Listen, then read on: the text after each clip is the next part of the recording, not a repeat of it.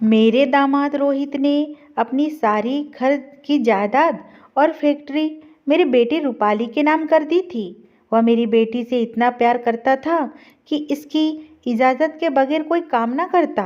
हर समय नौकरों की तरह मेरी बेटी के आगे पीछे घूमता रहता।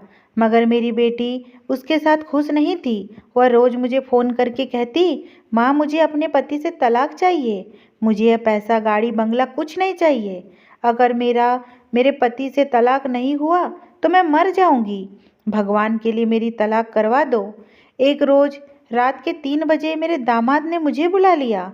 मैं वहां गई तो अपनी बेटी का हाल देखकर मेरा दिल कांप उठा था, क्योंकि मैंने अपनी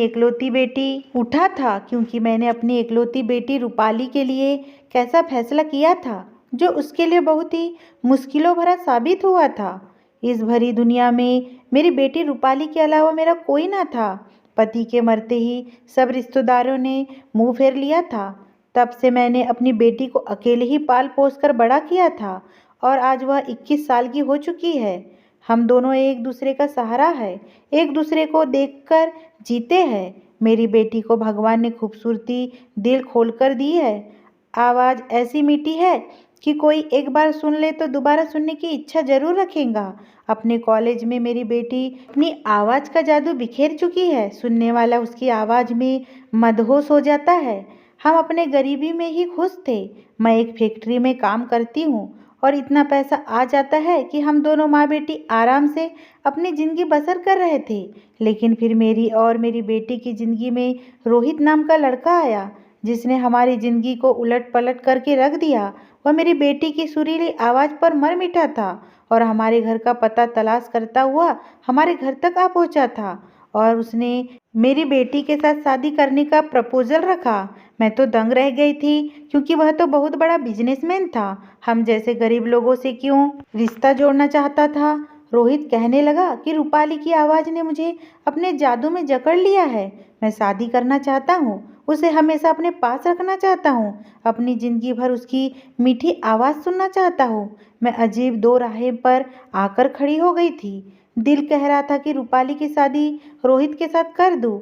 मेरी बेटी रानी बनकर परी की जिंदगी पेश करती है, लेकिन वह दूसरी तरफ रोहित की एक ऐसी कमी जो मुझे सोचने पर मजबूर कर रही थी। रोहित दोनों आंखों से अंधा था। एक अंधे आदमी के साथ मैं अपनी इतनी खूबसूरत बेटी की शादी कैसे कर सकती थी। हालांकि रोहित ने मुझे भरोसा दिलाया कि मैं अंधा जरूर हूँ, लेकिन अपने सारे काम मैं खुद से करता हूँ। रूपाली को मेरे साथ कोई प्रॉब्लम नहीं होगी। और फिर रोहित की प्रॉपर्टी और उसका ऐशो आराम देखते हुए मैंने दिल पर पत्थर रख लिया और रूपाली की शादी रोहित के साथ तय कर दी। आज मेरी बेटी की शादी थी और मैंने शादी में पैसा पानी की तरह बहाया था। लोग मेरी बेटी को देख देख कर हैरान हो रहे थे। उसकी शादी का लहंगा जिसकी कीमत सुनकर लोग अपने दांतों तले उंगलियां दबा रहे थे, और उसके जेवरात को देखकर दंग हो रहे थे, जबकि यह सच कोई जानता नहीं था। यह सब पैसा और तैयारी मेरे होने वाले दामाद की तरफ से हुई थी। अपनी बेटी की शादी एक बहुत ही अमीर लड़के से तय की थी। मेरा दामाद अमीर तो बहुत था, मगर खूबसूरत बिल्कुल नहीं था, जबकि मेरी बेटी लाखों में एक थी और अभी उसकी उम्र भी बहुत कम थी, बस 21 साल की हो पाई थी। सब लोग हैरान थे कि मैंने अपनी इतनी खूबसूरत चांद जैसी बेटी ऐसी मामूली शकल सूरत मर्दों को क्यों दे रही थी। मेरी बेटी विदा हुई तो मैं सुख का सांस ली। अब मुझे पूरी उम्मीद थी कि हमारी ज़िंदगी बदल जाएगी और मैं भी अपनी बेटी की वजह से ऐसो आराम की ज़िंदगी गुजार सकूंगी। शादी के दूसरे दिन मैं अपनी बेटी से मिलने पहुंची तो मुझे एक झटका सा लगा था, क्योंकि मेरी बेटी और मेरा दामाद घर पर नहीं थे। वहां मौजूद नौकरों ने मुझे बताया कि मालकिन और मालिक घूमने फिरने गई है। मुझे हैरत हुई कि वह शादी के अगले दिन ही घूमने के लिए निकल गई थी। मैं मायूसी से घर लौट आई और घर आकर अपनी बेटी को कॉल करने लगी। मेरी बेटी ने कॉल बहुत देर बाद उठाई थी। दूसरी तरफ मेरी बेटी की घुटी घुटी सी आवाज़ सुनाई दी। मैं रूपाली से उसका हालचाल पूछा तो महसूस हुआ जैसे वह बहुत ही उदास सी बात कर रही थी। मैंने रूपाली से भी वही बात पूछी कि तुम लोग शादी के दूसरे दिन ही कहाँ चले गए हो। अरे शादी के अगले दिन भी कुछ रस्में होती है जिन्हें निभाया जाता है, लेकिन तुम तो अगले दिन ही घूमने के लिए चले गए। मेरी बात सुनकर रूपाली ने उखड़े हुए शब्दों में मुझे जवाब दिया कि मैं सिर्फ अपने पति के कहने पर चली गई थी। मेरा पति चाहता था कि हम पहले घूमने फिरे और बाद में वापस आकर लोगों से मिलना जुलना करेंगे। मैं सुनकर हैरान हुई। मैंने अपनी बेटी की हल्की सी आवाज़ और उदास शब्दों से परेशान हो रही थी। हालांकि इससे पहले तो वह जब भी बात करती थी तो चहक चहक कर बात करती थी, लेकिन अब तो उसका अंदाज ही बदला हुआ था। यह शादी मैंने अपनी मर्जी से तय की थी। हालांकि शादी से मेरी बेटी राजी भी थी। मेरी बेटी भी इस शादी से बहुत राजी थी, क्योंकि जिस तरह रूपाली ने तरस तरस कर जिंदगी गुजारी थी, और जब उसे इतने पैसे वाले आदमी ने शादी के लिए प्रपोज किया तो वह भी खुश हो गई थी। लेकिन अब वह खुश बिल्कुल भी नहीं लग रही थी। मैंने रूपाली से सवाल किया कि तुम ऐसे उदास सी क्यों लग रही हो। हालांकि लड़कियां तो ऐसे मौके पर खुश होती है जब वह हनीमून पर जाती है। मेरे सवाल पर रूपाली ने मुझे जो जवाब दिया था वह मुझे घबराहट में डाल गया था। मेरे हाथ में फ़ोन था और मुझे कुछ भी सुनाई नहीं दे रहा था। अपनी बात कहकर रूपाली ने ना जाने कब का फ़ोन काट दिया था और मैं फ़ोन हाथ में लिए वैसे की वैसी बैठी रही थी। मैं परेशान होकर सोच रही थी और रूपाली की कही हुई बात को सोच ही रही थी, क्योंकि रूपाली ने कहा था कि मेरा पति अंधा है और मैं इस बात पर बिल्कुल खुश नहीं हूँ कि वह अंधा है। माँ, आपने मेरे साथ धोखा किया है। शादी से पहले आपने मुझे यह तो बता दिया कि रोहित बहुत पैसे वाला है, लेकिन आपने यह क्यों नहीं बताया कि रोहित दोनों आंखों से अंधा है। मैं कैसे अंधे आदमी के साथ जिंदगी गुजार सकती हूँ। आपने मेरे साथ बिल्कुल भी अच्छा नहीं किया। यह कहकर रूपाली ने फ़ोन काट दिया। मैं जानती थी मेरा दामाद अंधा है, मगर यह बात मैंने अपनी रूपाली से छुपाई थी, क्योंकि मेरा दामाद बहुत अमीर और अपने करोड़ों की जायदाद का इकलौता मालिक था। उसने वादा किया था कि अगर मैं अपनी बेटी की शादी उसके साथ कर दूं, तो वह सारी जायदाद आज मेरी बेटी रूपाली के नाम कर देगा। और वादे के अनुसार उसने अपनी सारी जायदाद मेरी बेटी के नाम भी कर दिया था। मैं परेशान सी अपनी बेटी के वापस आने का इंतजार कर रही थी। एक हफ्ते के बाद वह लोग लौट आए थे। मैं अगले दिन मिलने गई तो रोहित बहुत ही गर्मजोशी से मुझे मिला था, जबकि रूपाली चुपचाप सी लग रही थी। मैं रूपाली को समझाने की कोशिश की कि तुम्हारा पति बहुत अच्छा इंसान है, उनमें सिर्फ एक कमी है, तुम उसे नज़रअंदाज कर दो। वो अमीर लड़का है जो दिलो जान से तुम पर फिदा है। तुम्हारी पूरी जिंदगी बहुत ही आराम से गुजरेगी। वह हमेशा से मेरे हर फैसले पर सर झुका देने की आदी थी। उसने अब भी कुछ नहीं कहा था। वह अपना ऐतराज अपने अंदर दबा दी थी और खामोशी से बैठी रही। दिन यूं ही गुजरते जा रहे थे। शादी के शुरू में हमारा अक्सर मिलना जुलना होता रहता था। रोहित हम माँ बेटी पर बहुत पैसा लुटा रहा था। यह बात जहाँ मुझे बहुत खुश करती थी, वहीं मेरी बेटी और भी ज़्यादा उदासी से गिरती जा रही थी। और जैसे जैसे समय गुजरता गया, मेरी बेटी ने मुझे मिलना जुलना बहुत कम कर दिया था और अब वह घर भी मुझसे मिलने नहीं आती थी, और कभी आती तो फौरन ही चली जाती थी। मैं उसको कहती कि मेरे पास कुछ दिन के लिए रुक जाओ, तो वो कहती कि मेरे पति को मेरा कहीं रहना अच्छा नहीं लगता। मुझे अब अपने दामाद पर गुस्सा आने लगा था। वह सब जानता था कि हम माँ बेटी का एक दूसरे के अलावा कोई नहीं है, फिर भी वह हमें मिलने से रोक रहा था। एक दिन मैं अचानक ही रूपाली के घर पहुंच गई। रोहित भी मौजूद था। मैंने बातों बातों में रोहित को भी अपनी नाराज़गी जाहिर कर दी कि वह मुझे अकेली औरत के पास मेरी बेटी को क्यों नहीं आने देता। हालांकि उसने मुझसे वादा किया था कि वह कभी भी मेरी बेटी को किसी बात से मना नहीं करेगा। मेरी शिकायत करने पर रोहित चौंक गया था और मेरी बेटी रूपाली एकदम से बौखला गई थी। रोहित ने मुझे विश्वास दिलाया कि मैं कभी भी रूपाली को आपसे मिलने के लिए नहीं रोका। वह यह बात रूपाली के सामने ही कह रहा था। जिसका मतलब साफ था कि वाकई मेरा दामाद रूपाली को नहीं रोकता था। मैं हैरत से अपनी बेटी को देख रही थी, जो सर झुकाए बैठी हुई थी। मैं समझ नहीं पा रही थी कि रूपाली ने मुझे आखिर झूठ क्यों बोला था। मैं अकेले रूपाली से यही सवाल किया तो वह पहले तो चुप रही। जब मैं जीत की तो वह मुझसे बोली कि अब मैं शादीशुदा हूँ। वैसे भी मुझे यह बातें अब शोभा नहीं देती कि मैं हर वक्त मायके में जाकर रहने लगूँ। मुझे ऐसा महसूस हुआ जैसे वह मुझसे जान छुड़ा रही है। मैं रूपाली से अब नाराज होने लगी और बोली कि अब जब तुम्हारे पास पैसा आ गया है तुम बदलने लगी हो, अपनी माँ को भूलने लगी हो। अब तुम्हें अपनी माँ का छोटा सा घर अच्छा नहीं लगता। रूपाली की इस सोच पर मुझे बहुत ज़्यादा दुख हो रहा था और इस दुखी मन से मैं अपने घर वापस लौट आई थी और सोच लिया था कि अब रूपाली से मिलने नहीं जाऊंगी। मुझे लगता था कि मैं रूपाली से मिलने नहीं जाऊंगी तो रूपाली मुझे खुद ही मिलने आएंगी, मगर कुछ दिन गुजर गए और रूपाली मुझसे मिलने ही नहीं आई थी। मैं इंतज़ार करती रही कि शायद रूपाली ज़रूर आ जाएंगी, लेकिन रूपाली नहीं आई। पूरा 1 महीना गुजर गया था। थक हार कर मुझे ही रूपाली से मिलने जाना पड़ा, क्योंकि वह मेरी इकलौती बेटी थी और मेरे बुढ़ापे का इकलौता सहारा थी। ऐसा करते करते रूपाली की शादी को 5 महीने गुजर गए और इस समय मैं उसके अंदर बहुत ज़्यादा बदलाव देख चुकी थी। उसका मिजाज बदलने लगा था। कभी वह बहुत खुश होती और कभी बहुत उदास और चुपचाप सी रहती। मैं अपनी बेटी के रवैये से अब बहुत परेशान हो रही थी। मैंने अपने दामाद से इस बारे में बात की तो वह उल्टा मुझसे नाराज होने लगा और बोला कि मैं अपना सब कुछ आपकी बेटी के नाम पर कर दिया है। नौकरों की तरह आपकी बेटी के आगे पीछे घूमता हूँ, उसकी हर बात मानता हूँ। पता नहीं फिर भी आपकी बेटी खुश क्यों नहीं है। रोहित की बात सुनकर मैं भी हैरान हो रही थी कि आखिर रूपाली को परेशानी क्या है। मैं जब रूपाली से पूछती तो वह भी मुझे कुछ न कुछ बताती और ना ही अब कोई मुझसे गिला शिकवा करती थी।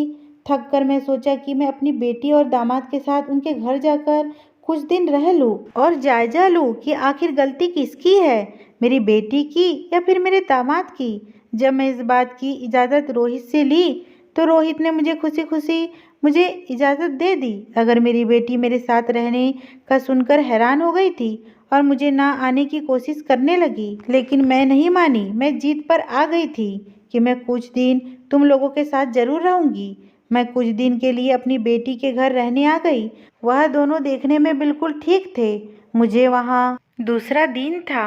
मैं अपनी बेटी से बातें करने उसके कमरे में गई तो दरवाजे पर मुझे अपनी बेटी की हल्की हल्की सी आवाज़ में सुनाई दी। मुझे लगा कि मेरी बेटी और रोहित बातें कर रहे हैं, इसलिए मैं वहाँ से लौट आई।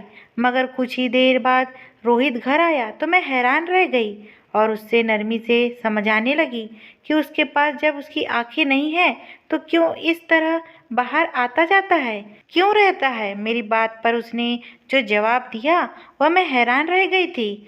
उसने मुझसे कहा कि मैं सुबह से काम पर गया हुआ था, अब लौट रहा हूँ। वह बोला कि चाहे मैं अंधा हूँ मगर मैं अपना कारोबार खुद संभालने की कोशिश करता हूँ।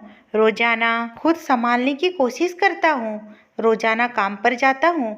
मैं यह सुनकर शौक रह गई थी, क्योंकि मैं खुद अपनी बेटी को किसी मर्द से बातें करते सुना था। मैं अपने दामाद के सामने तो चुप रही, लेकिन जब मौका मिला तो अकेले में रूपाली से पूछा कि वह अपने कमरे में किससे बात कर रही थी। मेरे सवाल पर रूपाली मुझे देखा और बोली कि मैं तो अपने कमरे में अकेली थी और फ़ोन पर किसी दोस्त से बात कर रही थी। उसकी बात पर मैं खामोश हो गई, मगर यह सिलसिला रुका नहीं था। घर में जब मेरी बेटी अकेली होती तो मुझे अक्सर वह किसी न किसी से बातें करती सुनाई देती थी। वह अक्सर अपने कमरे का दरवाज़ा बंद रखती थी, इसलिए मैं देख ना पाती थी। मगर मैं जब गौर किया, मुझे हर बार उसके साथ किसी मर्द की आवाज़ भी सुनाई देती थी। मैं बहुत परेशान हो गई थी। मैं अपनी बेटी को समझाने की कोशिश भी की, मगर वह यह कहती कि वह किसी से बात नहीं करती। वह मेरी बात पर साफ साफ इनकार कर देती थी। अब मुझे घबराहट होने लगी थी कि आखिर सच क्या है। मुझे लग रहा था कि शायद मैं ही पागल हो चुकी हूँ। मैंने अपनी बेटी की जासूसी की, हर वक्त उसका पीछा करने लगी, मगर मुझे कुछ भी सुराग नहीं मिला और मैं थक हार कर अपने घर आ गई। अब सारी जिंदगी तो अपनी बेटी के साथ नहीं रह सकती थी। लगभग 1 महीने बाद रूपाली ने मुझे फ़ोन करके मेरे सर पर ऐसा धमाका किया था कि मेरे होश उड़ गए। रूपाली रो रही थी और मुझसे बोली, अब मैं थक चुकी हूँ, मुझे अपने पति के साथ अब नहीं रहना, मुझे तलाक चाहिए। मैं बहुत ज़्यादा उदास थी। मेरे समझाने पर एकदम से गुस्से से चीख उठी और बोली कि मेरा पति मुझसे अब और सहन नहीं होता। मैं अब धीरे धीरे दिमागी मरीज बनती जा रही हूँ। मैं उसके साथ अब और नहीं रह सकती। मैं अपनी बेटी के शब्दों पर हैरान रह गई थी। मैं घबराई हुई थी। मैं रूपाली के घर पहुंची तो मेरे होश उड़ गए क्योंकि सामने का मंजर ही कुछ ऐसा था। रूपाली रो रही थी और एक लड़का उसको चुप कराने की कोशिश कर रहा था। सफ़ेद रंगत, घुंघराले बाल, बड़ी-बड़ी काली चमकदार आंखें, वह बिल्कुल रूपाली के करीब खड़ा था। रूपाली उसे अपने पास से अलग कर रही थी। मैंने झटके से उस लड़के को रूपाली से दूर हटाया था। मैंने कहा, दूर हटो मेरी बेटी से। तुम मेरी बेटी के साथ क्या कर रहे हो? रूपाली जल्दी से मुझसे लिपटकर रोने लगी थी, जबकि वह लड़का अपनी नजरें झुकाए खड़ा हुआ था। मैंने कहा, आखिर तुम कौन हो और मेरी बेटी के घर में क्या कर रहे हो? तब रूपाली ने रोते हुए बताया, मम्मी, यह कोई और नहीं बल्कि आपका दामाद रोहित ही है। यह धोखेबाज इंसान है। मैं इसके साथ अब और नहीं रह सकती। यह सुनकर मेरे ऊपर पहाड़ ही टूट पड़ा था। मैंने रोहित की तरफ देखा। यह वह रोहित तो बिल्कुल नहीं था जिससे मैं अपनी बेटी की शादी की थी। वह रोहित तो सांवली रंगत का था और आंखों से अंधा था। अपनी आंखों पर काले चश्मे लगाया करता था। सर पर भी एक अजीब तरह की टोपी पहना रखता था। जबकि मेरे सामने जो लड़का खड़ा था वो तो किसी शहजादे से कम नहीं लग रहा था। मेरा दामाद तो बिल्कुल ठीक था। उसके पास उसकी आंखों की रोशनी भी थी और मैं यह देखकर हक्का बक्का रह गई थी। मैं हैरान सी अपने दामाद के पास आई और उससे पूछा कि तुम्हारी आंखों की रोशनी अचानक से वापस कैसे आ गई और यह सब कब हुआ? मेरे सवाल पर रूपाली ने नफरत भरी नज़रों से अपने पति को देखा और अटल अंदाज में बोली कि मुझे इससे हर हाल में तलाक चाहिए। मैं रोहित के सामने अपनी बेटी के मुंह से यह बात सुनकर एकदम से बौखला गई थी। मुझे कुछ समझ नहीं आ रहा था कि मैं क्या जवाब दूं। मैं खामोशी से रूपाली को देखने लगी और फिर मैंने कहा, यह क्या बकवास कर रही हो? आखिर ऐसा भी क्या हो गया है कि तुम तलाक लेने की बात कर रही हो? फिर मैं अपने दामाद से भी माफ़ी मांगी और उससे कहने लगी कि मेरी बेटी की बातों पर ध्यान मत देना, मगर रूपाली बार बार तलाक के लिए कह रही थी। मैंने गुस्से से रूपाली को देखा और मैं सख्ती से उसे चुपचाप करवाया तो वह रो पड़ी और चीखकर अपने पति को धोखेबाज, मक्कार और ना जाने क्या क्या बोलने लगी। मुझे उसके शब्दों से ज़्यादा रोहित की खामोशी परेशान कर रही थी, क्योंकि वह मेरी बेटी के ऐसे शब्दों पर भी कुछ नहीं बोला था। मुझे समझ नहीं आ रहा था कि आखिर ये सब क्या हो रहा था। अब मुझे अंदाज़ा हो रहा था कि रूपाली के साथ कुछ तो गलत हुआ है, जो वह ऐसे तड़प तड़प कर रो रही थी और तलाक की बात कर रही थी। मैंने रूपाली से सच्चाई जानने की कोशिश की तो वह गुस्से से फट पड़ी और पहले दिन से लेकर अब तक की सारी कहानी सुना डाली।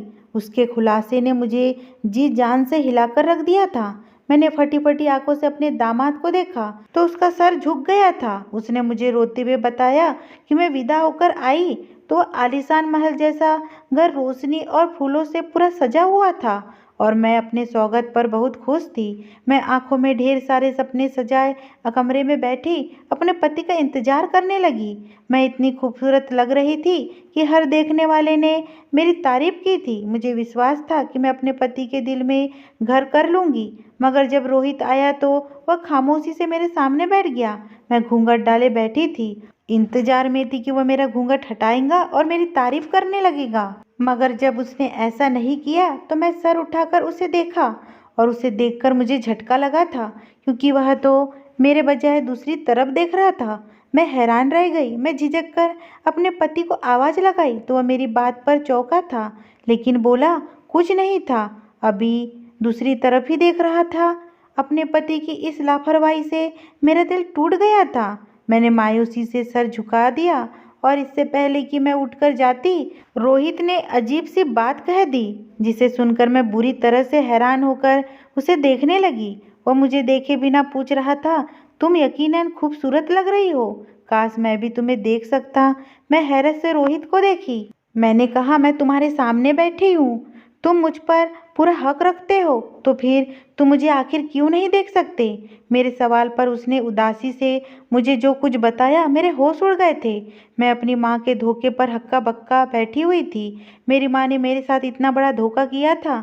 मेरी शादी एक अंधे आदमी से कर दी थी। मेरा पति आंखों से अंधा था, उसकी दुनिया अंधेरी थी। मुझे बहुत तेज रोना आ गया था कि जब मेरा पति मुझे देख ही नहीं सकता तो मेरे सजने संवरने का क्या फ़ायदा और ऐसे हुस्न का भी क्या फ़ायदा जिसे सराहने वाला कोई ना हो। मैं रोहित के सामने से हट गई और फूट फूट कर रोने लगी। मुझे पैसे का कभी लालच नहीं रहा था। मैं एक सिंपल सी लड़की थी। मैंने हमेशा अपनी तारीफ़ें सुनी थी, मैं आगे भी ऐसी ही ज़िंदगी चाहती थी। मेरी माँ ने मुझे यह कहकर शादी के लिए मनाया था कि लड़का मुझसे मोहब्बत कर बैठा है और मेरे बगैर रह नहीं सकता। मुझे अब सब फ़रेब और धोखा लग रहा था। मैं पहली रात में ही शादी की असलियत जान गई थी। यहाँ मोहब्बत थी बल्कि सिर्फ लालच और धोखा था। मेरा दिल भी नहीं कर रहा था कि मैं रोहित की तरफ भी देखूं। मैं अपना तकिया उठाया और सोफे पर लेटकर सो गई थी। रोहित ने मेरे करीब आना चाहा, लेकिन मैंने गुस्से से उसका हाथ झटक दिया था। मैंने कहा, तुम लोगों ने मेरे साथ धोखा किया है और मैं तुम्हें अपना पति होने का हक बिल्कुल भी नहीं दूंगी, इसलिए मुझसे दूर रहो। मेरा गुस्सा देखकर रोहित भी मुझसे दूर जाकर बैठकर सो गया था। मैं उदासी पर मेरे अंधे पति ने मुझे खुश करने और मेरा मिजाज अच्छा करने के लिए अपनी सारी जायदाद मेरे नाम कर दी और मुझे घूमने के लिए मेरी पसंदीदा जगह पर भी लेकर गया। मगर वहाँ से वापस आकर भी मैं एकदम उदास सी अपने कमरे में पड़ी रहती थी। मैंने अपना ख्याल रखना छोड़ दिया, सजना संवरना छोड़ दिया था। एक दिन मेरे मोबाइल पर अचानक मैसेज आया जिससे मेरी खूब तारीफ़ें की गई थी और मुझे कहा गया था कि तुम अब तैयार क्यों नहीं होती हो, तुम जैसी हुस्न की मूरत पर लापरवाही नहीं जचती। मैं वह मैसेज देखकर चौंक गई थी, क्योंकि वह जो कोई भी था लफ्ज़ों से खेलना और जादू करना अच्छे तरीके से जानता था। मगर वो था कौन? इस घर में मेरे और रोहित के अलावा कोई नहीं था। फिर कौन था जो मुझे हर वक्त अपनी नज़र के घेरे में रखता था और मेरी एक एक हरकत पर उसकी नज़र रहती थी? मैंने उस मैसेज को नज़रअंदाज कर दिया, क्योंकि मैं शादीशुदा लड़की थी। मगर मेरे नज़रअंदाज करने के बावजूद वह मुझे लगातार मैसेज करता रहा और मुझे तैयार होने पर उकसाता रहा। एक दिन मुझे इस नंबर से मैसेज आया कि तुम रेड कलर के कपड़ों में बहुत हसीन लगती हो, और उस मैसेज में मेरे हुस्न पर शायरी भी की गई थी और मुझे रेड कलर के कपड़े पहनने की विनती की गई थी। मुझे ना जाने क्या हुआ कि मैं अपनी अलमारी खोली और रेड रंग की एक खूबसूरत सी साड़ी पहनी, अपने बाल बनाए, हल्का फुल्का मेकअप किया तो मेरे हुस्न को 4 चांद लग गए थे। मैंने इस नंबर पर मैसेज किया और कहा कि मैंने रेड साड़ी पहनी है, मैं तैयार हूँ, हो चुकी हूँ। आप मुझे बताओ कि तुम मुझे कैसे देखोगे। मैं सिर्फ यह जानना चाहती थी कि आखिर वह कौन है। मैं नहीं जानती थी कि मेरे इस मैसेज का असर उस इंसान पर इतना पड़ेगा कि वह दिन दहाड़े मेरे कमरे की खिड़की पर आ पहुंचा था। मैं अपने कमरे की खिड़की पर कोई अनजान नकाबपोश आदमी को देखकर घबरा गई थी। वह जवान लड़का था जिसकी रंगत साफ सुथरी थी और नकाब में भी उसकी आंखें खूबसूरत लग रही थी। मुझे अंदाजा हुआ कि वह जो कोई भी था खुद भी बड़ा प्यारा सा था और साथ ही साथ बहादुर भी था, जो मुझसे मिलने मेरे घर तक पहुंच गया था। मैं उसे वापस भेजना चाहती थी, मगर मैं ऐसा कर नहीं पाई और उसे अपने कमरे में बिठा लिया। वो अपना चेहरा दिखाने पर राजी नहीं था, मगर उसकी आंखों में मेरे लिए मोहब्बत और दीवानगी साफ नजर आ रही थी। वह खुलकर मेरी तारीफें करता रहा। मुझे उसका साथ अच्छा लगने लगा था और उसके बाद तो यह जैसे एक रूटीन ही बन गया था। वह लड़का दिन रात मुझे फ़ोन पर बात करता और जब मेरा पति काम पर जाता वो मेरे घर चला आता था। वह मुझे बेपनाह मोहब्बत करने लगा था और मैं भी उसकी तारीफ और जादू भरी बातों में डूब चुकी थी, लेकिन मैंने कभी अपनी हद पार नहीं की थी। हालांकि वह लड़का मेरे करीब आना चाहता था, लेकिन मैं उसे हमेशा दूर दूर रहती थी। एक रात जब रोहित बिजनेस के सिलसिले में शहर से बाहर गया था, तब वह लड़का रात को मेरे कमरे में आया था और आते ही उसने मुझे अपनी बाहों में भर लिया था। कहने लगा, रूपाली, अब तुम्हारे बिना नहीं रहा जाता। आज वो सब कुछ हो जाने दो जिसके लिए मैं कब से तड़प रहा हूँ। मैं तुमसे दीवानों की तरफ मोहब्बत करता हूँ और तुम हमेशा मुझसे दूर रहती हो, लेकिन मैंने उस लड़के को खुद से दूर धक्का दिया था। मैंने कहा था यह सब गलत है। मैं शादीशुदा हूँ। मैं अपने पति से भले ही मोहब्बत नहीं करती, लेकिन मैं उसे धोखा भी नहीं दे सकती। उस लड़के की हरकत पर मुझे गुस्सा भी आ गया था और मैं गुस्से में उसे घर से जाने के लिए कह दिया था। मेरा गुस्सा देखकर वह डर गया और मुझसे माफ़ी मांगने लगा। कहने लगा, आज के बाद मैं कभी ऐसी हरकत नहीं करूँगा। मैं भी तो उसकी मोहब्बत में डूबी हुई थी। मैंने भी फ़ौरन उसे माफ़ कर दिया था, लेकिन इस शर्त पर कि वह कभी मुझे टच नहीं करेगा। उसके बाद वह लड़का आराम से मेरे कमरे में आता, कुछ देर तक हम बातें करते और वह चला जाता। वह लड़का कहता था, रूपाली, रूपाली, जब तक तुमसे बात ना करूं मेरा दिल बेचैन रहता है। तुम मुझसे नाराज मत हुआ करो। उसके जादू भरी बातों से मेरा दिल भी पिघलने लगता था। और अब तो मैंने अपनी माँ के घर भी आना जाना कम कर दिया था। मैं उसके लिए सजने संवरने लगी थी। कभी कभी मेरा ज़मीर मुझे अंदर से टोकता था कि यह सब ठीक नहीं है, मगर मैं अपने ज़मीर को थपथपा कर सुला देती थी। मैं अपने मन में सोचती कि मेरी माँ ने भी मेरे साथ धोखा किया। एक अंधे आदमी से मेरी शादी करवा कर मैं अपने पति को छोड़कर उस लड़के की आदी होते जा रही थी। मुझे अपने पति की आम सी शक्ल सूरत और अंधेपन से अब हर वक्त शिकायत रहने लगी थी। मुझे अपने पति की संगत अब बर्दाश्त नहीं होती थी, जबकि मैं हर वक्त उस लड़के के आने का इंतजार करती रहती थी। यह बात मुझे बुरी तरह रुलाने लगती थी। मुझे जिससे मोहब्बत हुई थी वो मेरा कोई नहीं था, और जो मेरा पति था, जो मुझ पर हक रखता था, वो मुझे उससे नफरत थी। मैं उलझी उलझी सी रहने लगी थी। मेरी माँ ने भी मेरे अंदर के बदलाव महसूस किए थे। वह मुझे हर वक्त समझाने लगती थी। वह मुझे मेरे पति की मासूमियत दिखाई और मुझे एहसास दिलाती रही। तो उस इंसान ने हमें तब स्वीकार किया जब हम दोनों माँ बेटी बहुत बुरी हालत में थी। उसने न सिर्फ हमें अपनाया बल्कि हम पर पैसा लगाकर हमें एक बेहतरीन जिंदगी भी दी है। अपनी माँ के समझाने पर मैं और उलझ जाती। मैं अपने पति से मोहब्बत करना चाहती थी, उसके साथ वफादार रहना चाहती थी, मगर मैं जैसा इंसान चाहती थी वैसा मेरा पति बिल्कुल भी नहीं था, बल्कि वह नकाबपोश लड़का था। वही था जो मेरा हुस्न देख सकता था। मुझे अपनी इस गलती का एहसास होता था। मेरा दिल दिमाग की जंग में मैं धीरे धीरे दिमागी मरीज बनती जा रही थी। उन्हीं दिनों मेरी माँ हमारे घर रहने आ गई। मैं परेशान थी कि अब मैं उस लड़के से कैसे मिलूंगी। मैं यह बात उससे की तो उसने मुझे तसल्ली दिलाई और बोला कि हमने तुम्हारे पति को बेवकूफ़ बनाया है, तो फिर तुम्हारी माँ को भी खबर नहीं होगी। मुझे डर था कि मेरी माँ सच तक पहुँच ना जाए। जब मेरा पति बाहर जाता है, वह लड़का छुपकर खिड़की के रास्ते से मेरे कमरे में आता था। उसकी हरकतों पर मेरी माँ को मुझ पर शक हो गया था, मगर पूछने पर जब मैं साफ मना कर दिया तो वह और भी शक में पड़ गई थी। मगर मैंने उस लड़के को सख्ती से मना किया और उसे बुरा भला कहा कि उसकी वजह से मैं सबकी नज़रों में गिरती जा रही हूँ और पाप की भागीदारी बन रही हूँ। वह लड़का मेरी बात सुनकर चला गया और फिर कभी वापस नहीं आया, और पीछे मैं उसकी यादों में सुलगने लगी थी। मुझे समझने में बहुत देर हो चुकी थी। वो अपनी मोहब्बत का जहर मेरे दिलो दिमाग में घोल चुका था।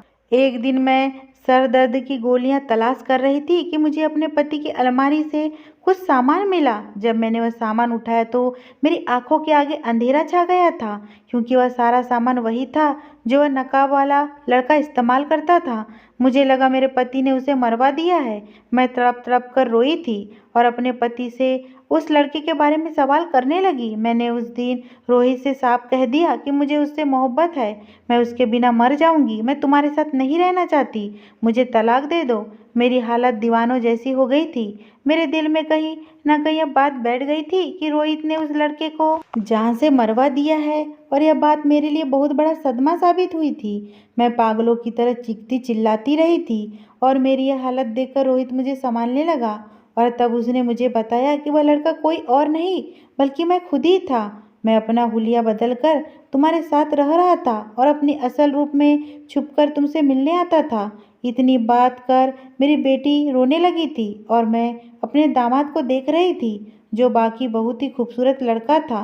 वह शर्मिंदगी से बोला कि मैं वाकई रूपाली से मोहब्बत करता हूँ, मगर मेरी शरारती दोस्तों ने मुझे अपनी पत्नी को आजमाने का मशवरा दिया था। तब मैंने अपनी शक्ल को थोड़ा सा बिगाड़ कर अंधा बनकर रूपाली से शादी की थी। लेकिन मैं अपने इस ड्रामे में कुछ ज़्यादा ही आगे निकल गया। मैंने इस समय रूपाली का दिल बहुत दुखाया था। रूपाली भी रो रही थी। रूपाली कहने लगी, यह झूठा और मक्कार है, इसने मुझे धोखा दिया है। अगर मैं इसकी मोहब्बत में उस रात बहक जाती और वह सब कुछ कर जाती तो मुझे नहीं करना चाहिए था। तब तो यह मुझे छोड़कर ही चला जाता, क्योंकि मैं इसकी आजमाइश की कसौटी पर खड़ी नहीं उतरी थी। यह मुझे चरित्रहीन कहकर छोड़ कर चला जाता, तब मैं क्या करती? ऐसा कहकर रूपाली रोने लगी थी। रोहित ने रूपाली के आंसू साफ किए और कहने लगा, रूपाली मुझे माफ़ कर दो, मैं तुमसे बहुत मोहब्बत करता हूँ। हाँ, मेरी गलती हुई है जो मैंने तुम्हें इतने बड़े इम्तिहान में डाला।